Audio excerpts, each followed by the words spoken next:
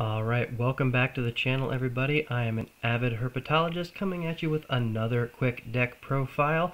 This is going to be the first of my deck profiles for Magic the Gathering. Specifically, I'm going to be showing you guys my personal favorite Legacy deck that I have been slowly working on since I first started joining the Legacy format a couple of years ago. As new cards have come and gone, the deck's seen a lot of changes, a lot of updates. This is going to be my most current list that I've been having an absolute blast with playing. It is a Temur deck. I mentioned in my Yu-Gi-Oh deck profile that I am a bit of a creature of habit. Everyone knows that I am very big on water decks in Yu-Gi-Oh. I am also an avid Temur player in Magic the Gathering. I play Temur in every format, or Rug if you prefer. This deck is going to be a snow, kind of aggro, mid-rangey Temur list.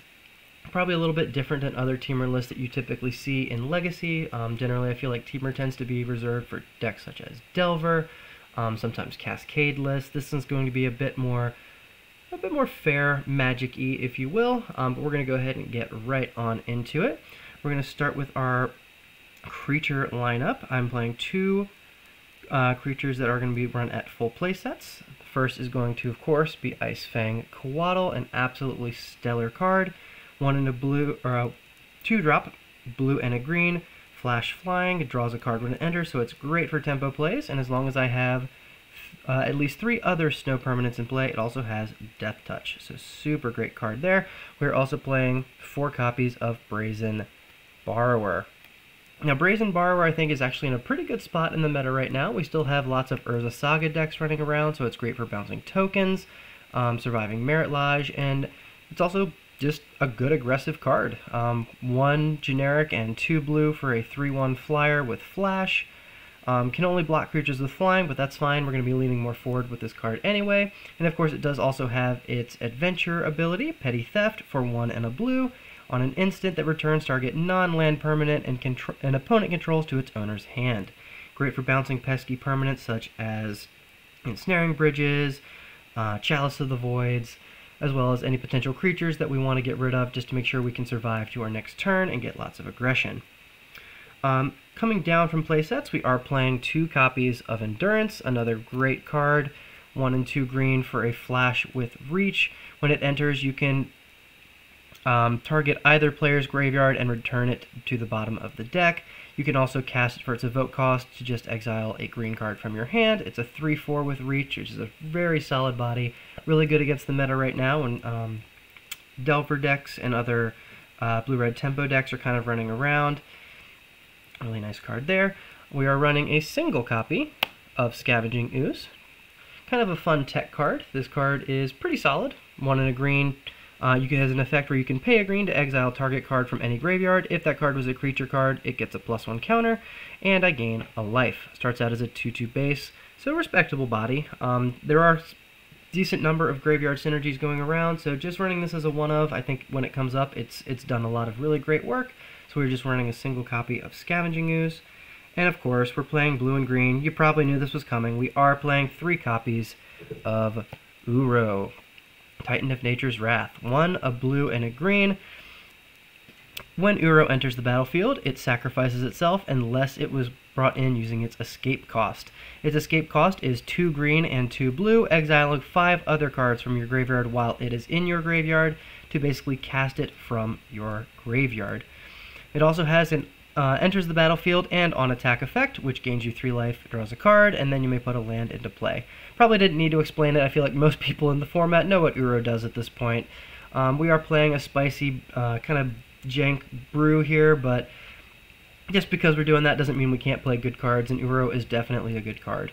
We're actually going to start going into our Planeswalker lineup next, and yes, we are playing some Planeswalkers that actually synergize quite well with Uro. Specifically, the first one that we're playing, that's going to be 3 copies of the Royal Scions.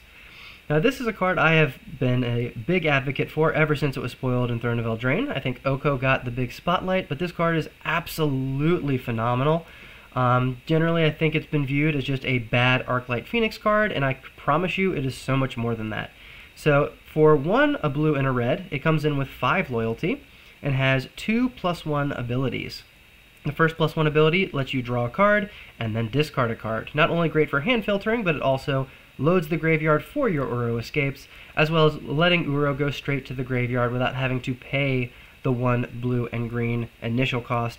So you can basically skip his first cast and just go straight to an escape, which is really great late game. Slapping down Royal Scions, pitching Uro, and being able to escape him right away is super phenomenal. But it's the second effect that I think most people forget exists. It does a second +1 ability that gives target creature you control +2/+0, first strike, and trample until the end of the turn.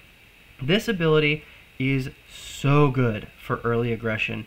Not only is it going to allow your Uro to trample through, your Endurances to trample through, but it also makes your airborne threats, both Coatl and Brazen Borrower, significantly scarier. Icefang Coatl becomes a 2/1 flyer, a 3/1 flyer with trample and first strike. First strike, death touch, trample is obviously going to be a great setup, but creating a 5/1 flying first strike trample Brazen Borrower can be just as scary and really good at closing out games quickly. The first strike is obviously extremely relevant. Both of our flyers only have 1 toughness, so being able to just smash through any potential blockers is very good. And of course, the trample effect is phenomenal for our larger, beefier bodies on the ground and lets them kind of push through. But the real centerpiece that I want to talk about for this deck is the next pair of Planeswalkers that I'm running, and that is going to be 2 copies of Minsc and Boo Timeless Heroes. This card is absolutely incredible. I was big on hyping this card when it first came out, and I am very happy to have finally gotten a shell that seems to make these cards work well. It has 3 effects, all of which I want to make sure I read because they are super relevant. This card is basically an army in a can. First of all, when Minsc and Boo enters, you create, when it enters and at the beginning of your upkeep, you may create Boo, a legendary 1/1 red hamster creature token with trample and haste. Now, since it's legendary, you can obviously only have 1, but it makes that token as soon as it enters play. People are very quick to point out that this does mean he is vulnerable to Lightning Bolt on enter. He is 2, a red and a green to initially play, and does come in with 3 loyalty. With that being said, we are playing him in a blue based deck, so we do have some protection for him when he first comes in. Basically, if you can get this card to resolve and make it a full turn cycle, he will run away with the game. That initial effect to put Boo into play is just a passive static effect. You do not have to use a loyalty ability in order for that to happen. Boo will enter on his own accord, and after that you have 2 other effects on Minsc and Boo to make use of. The first is a +1 that puts 3 +1/+1 counters on target creature with trample or haste. Boo, of course, has both of these effects, meaning when it first enters, you can tick Minsc and Boo up, make Boo a 4/4 with trample and haste, and immediately start smashing in for extra damage. Now, that first effect does have some nice synergies with other cards, specifically with Royal Scions. Since Royal Scions does grant creatures trample, you can give one of your other creatures on the board trample, and then give it an additional 3 +1/+1 counters to make it much bigger, beefier, and aggressive. But it's the second ability Minsc and Boo has that I think is the real reason this card shines. For a -2, you can sacrifice any creature. When you do, Minsc and Boo Timeless Heroes deals X damage to any target, where X is that creature's power. If the sacrificed creature was a hamster, draw X cards. Basically what that means is, on the very second turn that this card comes into play, if Boo is still in play and Minsc has not been handled yet, you are able to just -2, sacrifice a 4/4 creature, probably after swinging. You then get to deal 4 damage anywhere you want and draw 4 cards. That is all Planeswalker Ultimate levels of power on the second turn this card comes down, and it is repeatable. It's also worth mentioning, even if Boo does not happen to survive, if you have any of your other big bodies in play, you can sacrifice any of them to fling them at your opponent at any time. Again, buffed with the synergies with Royal Scions, who is giving +2/+0 on top of the other effects. So these 2 cards do synergize very well together, and they ultimately create an incredibly aggressive and resilient package that has won quite a few games playing with this deck already. So that's going to do it for our board state. So these are going to be the real permanents that we're playing outside of our lands. So now we're going to start talking about our spells. As I mentioned, this is kind of a mid-rangey deck. It does play quite a bit of interaction. To begin with, we have some cantrips. We are playing 4 copies of Ponder, and 4 copies of Brainstorm. Don't need to talk too much about these cards. Cantrips are pretty self-explanatory. It's just digging through your deck, helping you find the pieces that you need. We are also going to be playing, as I mentioned, a bit of interaction in the form of 4 copies of Force of Will. You guys probably saw that one coming. Of course, this is going to be the best way to protect your Minskin Boo the turn it comes in. We are also playing 2 copies of Spell Pierce. Spell Pierce may not be the absolute strongest counter spell in the game, but since we really just need to help Minskin Boo resolve and then survive a single turn, I am opting to play 2 copies of this card for that purpose and that purpose alone. We are also playing a single copy, another little spice choice here, of Misdirection. For those of you unfamiliar with the card Misdirection, it has a similar effect to Force of Will and an identical cost of 3 blue. You can remove a blue card from your hand in order to pay Misdirection's cost, and instead of countering a spell, it is going to change the target of a spell with another single target. So basically, if they try to use interaction on Minskin Boo, whatever that interaction may look like, Assassin's Trophy, what have you, you can then use your Misdirection to redirect that interaction to something else on the board. Not only protecting your card, but also potentially doing damage to your opponent as well. So that card's been working pretty well. I've tried it out in past formats and it wasn't phenomenal, but it's been doing really well in this shell in particular. That's just another little spice choice that I have decided to run in this particular build. And lastly, another probably pretty obvious choice, but we are running 4 copies of Lightning Bolt. Being a great source and honestly a pretty vital source of low to the ground removal, as well as just that last little burst damage if you ever need to hit your opponent for that last 3 just to make sure the game ends before they get a chance to recover. Moving on to our lands, we are going to start with our fetches. We are playing 4 copies of Misty Rainforest. We are playing, as you can see, a very largely blue and green base with just a little bit of a splash of red, so I opted for 4 full copies of Misty Rainforest. We are also playing 2 Scalding Tarn and 2 Wooded Foothills, our other Temur fetches, 2 and 2 split, just because don't really seem to favor one or the other. Our card costs are pretty well split, but we are also playing 3 copies of Prismatic Vista. We are a very basic heavy deck. We are running in total 5 different basics just to make sure that we have always got snowlands in play for our Coatls, and it helps make us a little more resilient to land hate such as Wastelands, Blood Moons, and Back to Basics. In fact, we are actually playing some copies of Blood Moon in the sideboard. We'll get to that in a little bit.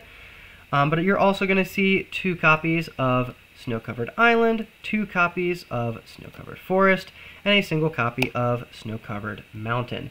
Just to make sure that we can't get wastelanded off of any of our colors, but we do also want to make sure we have our full 2 blue and 2 green, just to make sure we can escape Uro no matter what our situation is. So that's going to be the reasoning for that. Moving on to dual lands, we are running a total of 5 again. Pretty similar split of 2 tropical islands, 2 volcanic islands, and a single taiga. Again, making sure that we have access to blue and green as consistently as we can, while not leaving red out in the cold, as we want to make sure we do see that color as well. And finally, the final land and the final card in the deck is going to be a single copy of Waterlogged Grove. Just to make sure that the extra lands we see later in the game may not necessarily be dead draws. We do get extra land drops off of Uro, so I figured just having that extra little cycle land that also produces the green and blue that we want to see most often is there as well. So that's going to be it for our main board. As I mentioned, this deck has been an incredible amount of fun to pilot. I do highly recommend trying some of these cards out if you have not played them before. But real quick, we're going to go ahead and move on to our sideboard, just to show you some of the other fun little spicy tech options that I am currently working with. So the sideboard, of course, is going to change a lot as the formats rotate, but I've been really happy with the results I've been getting from this so far. So to begin, we will start with one of my favorite spice cards in the deck, and that is going to be Energy Flux. So this is one of my preferred artifact hate cards in the deck. There are a lot of Affinity and Urza Saga-centric decks right now. Rather than wiping them all at once, I think this card is helpful to make sure the opponent can't grow their artifact board too large, while also making sure that whatever they do keep around is going to keep taxing them. This card just basically says all artifacts have, at the beginning of your upkeep, pay 2 or destroy this artifact. It's very straightforward, but very powerful. Also along the Artifact and Enchantment Hate, we have 2 copies of Green Slime, another relatively new card. This is 2 and a green for a 2/2 with Flash, and does have Foretell for 1 green. So you can pay 2 to exile it face down, and then on a different turn from the turn you foretell, you can pay 1 green to flash it in. So the Flash and Foretell cost do combine to the total mana cost, so you're not really losing anything. It's basically just if you want to invest this card for 2 mana early, and then you can pay it for 1 green on a later turn if you want to keep resources a little tighter. But this card says, when it enters the battlefield, counter target activated or triggered ability from an artifact or enchantment source. If a permanent's ability is countered this way, destroy that permanent. So another really good answer to things such as Urza's Saga and a lot of other pretty big artifacts and enchantments that are running around the format at the moment. Continuing again with more artifact removal, we have Abrade. Abrade is helping again to help spot remove artifacts, while also being another form of creature removal. Great against things like elves, death and taxes, and some of the creatures from Delver Tempo shells, being able to either deal 3 damage to target creature or destroy target artifact. Now for our final piece of artifact enchantment removal, we are also playing a copy of Force of Vigor. Artifacts and enchantments are just very central to the meta right now, so we are playing 5 total forms of artifact hate, some of that being enchantment hate as well, just in case those do come up. So that is going to do it for that. Now we are also playing another form of creature removal in the form of Rough and Tumble. Most often we're just going to be playing Rough, which is 1 and a red for a sorcery that deals 2 damage to each creature without flying. Worth mentioning is this will kill lots of low-to-the-ground creatures from other decks while not actually harming our own deck very much. Most of our low-toughness creatures are in the air, so they avoid the Rough ability. The only one that really doesn't is going to be Scavenging Ooze, which grows out of Rough range pretty easy. Next is going to be a single copy of Pyroblast and a single copy of Red Elemental Blast. Pretty self-explanatory. These guys are the anti-blue hate, which again is always going to be relevant, and we're playing 1 of each. We are also playing a 3rd copy of Endurance in our sideboard. The card is pretty good, and there are going to be matchups where that card is absolutely backbreaking. Speaking of Graveyard Hate, we are also playing a single copy of Klothys. Now, Klothys is one of my favorite sideboard cards. I think this card is really, really cool, very, very fun, and can take over a lot of longer, grindier games. For 1 red and a green, you get an indestructible enchantment. It does not become a creature unless your devotion to red and to green combined is 7 or more. If it does ever reach that threshold, which happens occasionally, it is a 4/5 creature, but more importantly is the enchantment effect while it is on the field. At the beginning of your pre-combat main phase, you may exile target card from a graveyard. Oh, not may, you must exile target card from a graveyard. If that card was a land, you can add either a red or green mana. Otherwise, if it is not a land card, you gain 2 life and your opponent loses 2 life. Phenomenal for taking down all sorts of different stacks decks, as well as more tempo-based strategies. It's very good against Delver, gaining 2 life and dealing 2 life every turn. The 4-life swing does add up very quickly and can absolutely win you games on its own. Next up, we have 2 copies of Blood Moon. As I mentioned, we are playing a base, a mana base where we can afford to run this card. We are running a decent number of basics that we want to tutor out fairly early, while also helping to shut down opposing land strategies. Again, Urza's Saga is very popular right now, so having that card in there has been super, super helpful. We are also playing 2 copies of Flusterstorm as extra counter magic to also help us with less interactive decks such as Ad Nauseam Tendrils and other storm decks. And finally, rounding out our sideboard, we have a single copy of Obsidian Charmaw. Now this is more, admittedly, a self-indulgent sideboard card. I think this card is very, very cool. I honestly wish this card was a little bit better. It's not quite good enough to see mainboard play, unfortunately, but I think 1 copy in the side is actually completely reasonable. This is a 3 red, 5-drop total, 4/4 dragon that costs 1 less mana to cast for each land your opponent controls that could produce a generic mana. It has flying, and when it enters, destroys target non-basic land an opponent controls. So anytime you are up against, for instance, an artifact strategy or a land-based strategy, anything that is going to produce generic, such as Urza's Saga, Wasteland, Thespian Stage, Ancient Tomb, City of Traders, these are all cards that will help to reduce the play cost. It can very easily just be 2 red in order to drop. and then when it enters you get a nice beefy flyer and a nice tempo swing where you get to wipe out one of your opponent's lands just as a little extra gravy. So yeah, that's going to about do it for my Temur Legacy Shiver Me Temurs deck, if you will. Thank you all once again for joining me for another fun deck tech. If you did enjoy this, please like and comment down below. If you have any suggestions or critiques, feel free to subscribe if you are interested in the content I make. I am mostly making self-indulgent content, sharing decks that I have had a ton of fun making and would just love to share with other people who enjoy a nice, good home brew. Thank you all again so much for watching, and I will see you in the next one. Have a good night, everybody.